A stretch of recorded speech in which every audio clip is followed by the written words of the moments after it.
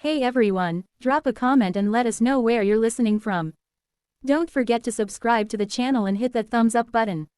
Enjoy the story. At my nephew's birthday party, my mother-in-law decided to speak her mind about Kazuya. Everyone here has children, she announced. She's the only one of us who is useless. My husband stayed silent, and that very evening, he kicked her out. 3 years later, she returned to her hometown with twins in her arms. You should have seen their faces when they found out who the father really was. But to understand how things reached that point, we need to go back 3 years, to the day that split Kazuya's life into before and after, a day that began with a secret hope and ended with a slammed door and freezing rain. The Onyx Lounge was buzzing like a disturbed beehive. They were celebrating the 5th birthday of Cairo, Xavier's nephew. His mother-in-law, Zenobia Street. Claire, lived for these events, not for her grandson, but for gathering the whole family and business partners under one roof to show off the unity of the Saint Claire clan. The air carried the scent of expensive perfume, roasted meats, and high-pitched squeals of children running around in tiny suits and puffy dresses. Meanwhile, Kazuya sat at the table, rubbing her cold fingers under the tablecloth. She felt like an alien in this celebration of families. Parents with kids were everywhere. Xavier's cousin rocking her baby, a councilman tossing his daughter in the air, happy families smiling together. And she sat alone, just, the attachment, to Xavier. When little Cairo ran past and smeared chocolate on her sleeve, she quietly wiped it off. Moments later, Xavier's aunt arrived with overwhelming perfume and a too loud voice. Kazuya, baby, why are you sitting alone like an orphan? Look at all the precious babies. It's time for you too, your clock is ticking. It was already the 4th hint that night. Everyone had a comment about babies, fertility, planning, age, and how she was falling behind.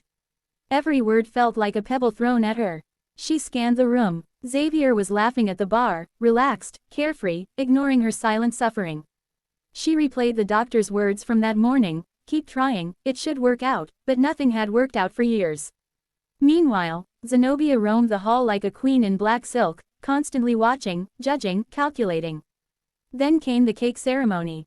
In the silence before the music resumed, Zenobia's voice cut the air like a knife, everyone with children. Everyone contributing to the legacy. You are the only one, Kazuya, who is useless to us. Silence. Dozens of eyes turned to her. She begged Xavier with her eyes to defend her. He picked at his salad.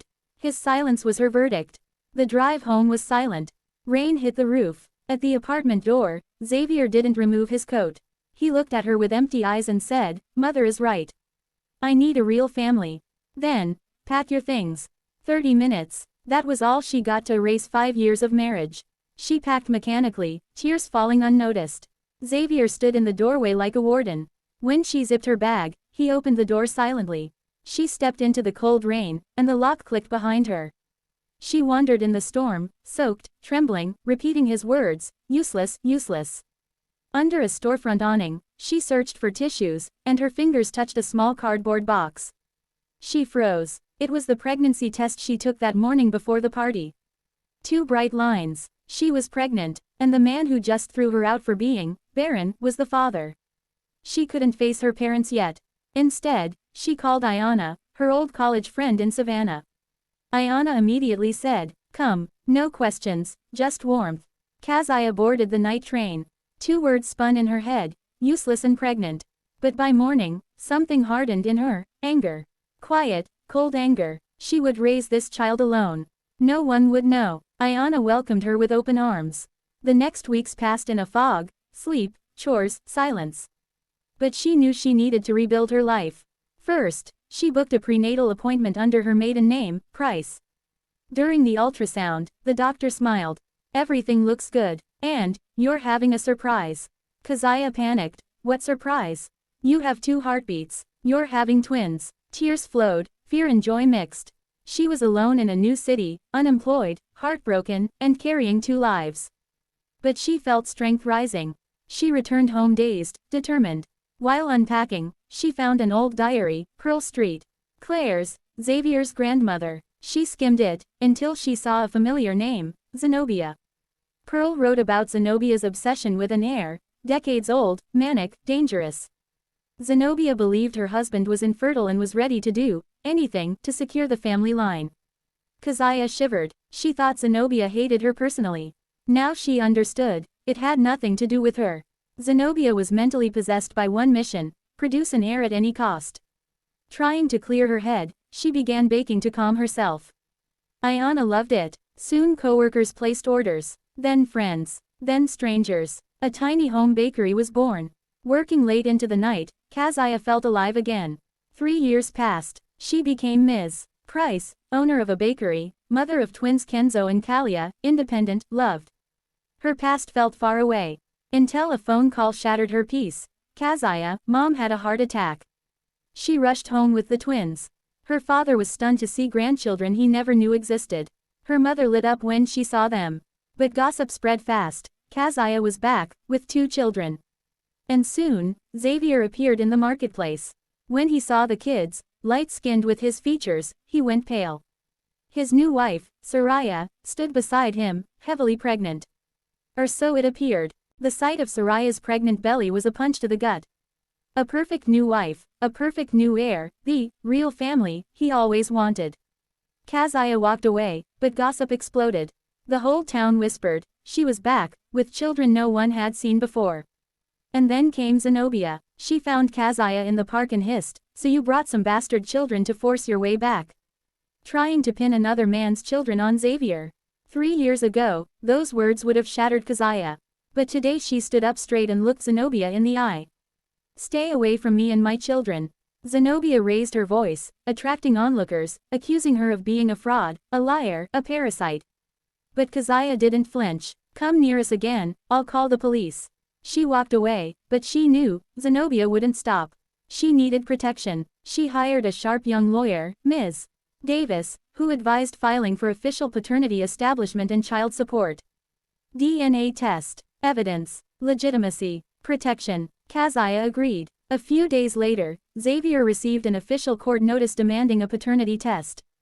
But instead of a reaction from Xavier or Zenobia, someone else showed up, Soraya, the pregnant wife. She arrived alone, terrified, with a leather briefcase full of cash. "Please," she begged, "withdraw the lawsuit. Disappear." Kazuya stared. "Why would you want that?" "Zenobia," Soraya whispered, "you don't understand what she's capable of. This test will destroy everything, for all of us." Her panic made no sense. The lawsuit should have benefited her, proving that Kazuya's children weren't Xavier's, confirming her own baby as the heir. Unless her pregnancy was not real. Kazuya threw her out, but the seeds of suspicion were planted. She remembered Pearl's diary. She remembered the entry about Zenobia seeking discreet methods decades ago. She needed answers. So she visited Thaddeus, the retired family doctor. During the twins' checkup, she casually mentioned Zenobia's old obsession. The doctor stiffened. His eyes darkened with old regret. Finally, he confessed. Years ago, long before Kazuya married Xavier, Zenobia had brought Xavier's tests to him, convinced her son was infertile and demanding solutions. She asked about donors, artificial insemination, clinics, even alternative methods. He refused to help her and kicked her out, thinking she was hysterical. He never imagined she had a plan. Kazuya left the clinic shaken. The truth was forming, terrifying, ugly. Zenobia believed Xavier was infertile. Zenobia wanted an heir at any cost. Zenobia needed someone with Saint Clair blood. The missing piece. Langston, Xavier's cousin. Ambitious, polite, always helpful, always around at the right moment. Memories flooded back. The lake house party. Xavier being force-fed alcohol until he passed out. Her sudden dizziness after drinking water Langston brought, with a strange bitter taste. Langston insisting on driving her home. His hand lingering on her waist. Zenobia watching from the shadows. Years ago, the moment felt strange, but she had ignored it. Now she understood. Zenobia hadn't planned to humiliate her, she planned to use her. As an incubator, a vessel, a womb for a baby that carried the Saint Clair blood. And Langston was the chosen donor. But something went wrong that night. Kazuya wasn't weak enough. Langston didn't dare. Zenobia assumed the attempt failed and ordered Xavier to throw her out. But the real twist. That very morning, before the party, before the lake house, before the attempt, Kazuya had already taken a pregnancy test. And she was carrying Xavier's children. The infertile son had fathered twins. 3 years later, when she returned with them, Zenobia assumed. The twins were Langston's, proof her plan had succeeded without her knowledge. That's why she screamed they were another man's brood. That's why she feared the lawsuit. That's why Soraya was terrified. Because the DNA test would expose everything. Asterisk. Kazuya needed proof. She searched through old photos and found one, taken at the lake house. Innocent at first glance, but in the mirror behind her and Langston, a clear reflection of Zenobia watching them with a predator's expression. Frozen proof. The plan became clear. A public, devastating exposure. She organized a large charity auction, an event the entire street Clare family would be forced to attend. The night before the auction, she received another unexpected visitor. Soraya. But she didn't come with money, she came broken. My father was in debt. Zenobia paid it. In return, I had to marry Xavier. She controls everything. I'm her puppet. And then Soraya revealed the truth. I'm not pregnant. She unhooked her dress and removed a silicone pregnancy belly, perfect, expensive, realistic. Zenobia had forced her to wear it. The plan: announce the baby soon. Claim it died at birth. Buy time. Manufacture sympathy. Destroy Kazuya's credibility. Erase the real heirs, Kenzo and Kalia.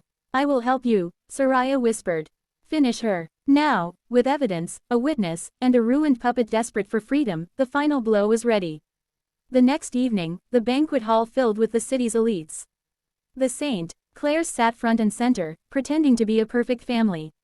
Kazuya stepped on stage. It was Judgment Day. Kazuya began her speech calmly, thanking guests, praising charity, then shifted. Sometimes the desire for a child becomes a dangerous obsession, so dangerous it destroys other people's lives. Whispers. Tension. She recounted the birthday humiliation, Zenobia calling her useless, Xavier kicking her out that same night. Gasps filled the room. Then she revealed the truth. Zenobia had believed for decades that Xavier was infertile. She planned to use Kazuya as a womb for an heir, but not from Xavier, from Langston. Langston leapt to his feet, shouting. But then she projected the mirror photo onto the screen, Zenobia watching from the shadows as Langston handed her drugged water. Silence. Horror. And then Soraya stood up. With trembling hands, she lifted her dress and removed the silicone pregnancy belly. The hall erupted in chaos. She forced me to wear it. Soraya cried. This whole pregnancy is fake. Zenobia created it to destroy Kazuya and hide her lies. Reporters screamed. Cameras flashed. People shouted. Zenobia's empire collapsed in real time. Langston crumbled in his chair.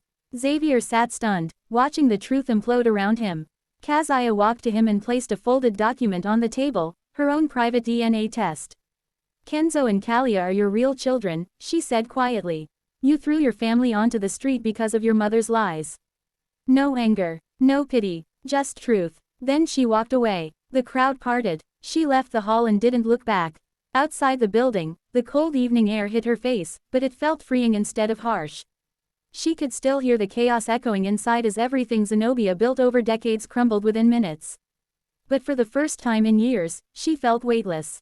She walked to the parking lot where her twins sat in their car seats, giggling, completely unaware of the war their mother had just survived. She kissed their foreheads, feeling a deep, quiet victory settle in her bones.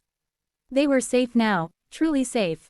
A week later, she returned to Savannah with her children, her mother recovering, and her life rebuilt. Her bakery flourished even more after the truth came out. People admired her strength, her resilience, her refusal to be destroyed. Customers lined up not just for her pastries but for a glimpse of the woman who took down one of the most powerful families in the city without raising her voice. Rumors said Zenobia fled the city, the family business collapsed, Soraya filed for divorce, and Xavier spiraled into alcoholism. Langston left the country to avoid further investigation. But none of it mattered to Kazuya anymore. She returned to her routines, kneading dough at dawn, taking her twins to the park, tucking them into bed with lullabies. Every small moment felt precious, like a life she had earned with blood and fire. One evening, Ayana sat beside her on the porch and whispered, "You know, most people would have broken. But you didn't. You rose higher." Kazuya smiled softly, not proud, not spiteful, just peaceful. That night, after putting the twins to sleep, she looked out at the quiet Savannah streets. The lights flickered like tiny promises of a life she could still build, a life untouched by lies, manipulation, or cruelty. She deleted Xavier's number forever and looked at the stars, a sky wide enough to hold every new beginning she once feared she'd never have. And that is how her story ended. One cruel word shattered her life. But her strength rebuilt it, stronger than ever. She survived humiliation, betrayal, manipulation, and a monstrous conspiracy. And she won. The closing question remains. What is more terrifying, calculated evil like Zenobia's, or quiet betrayal like Xavier's? Thank you for listening.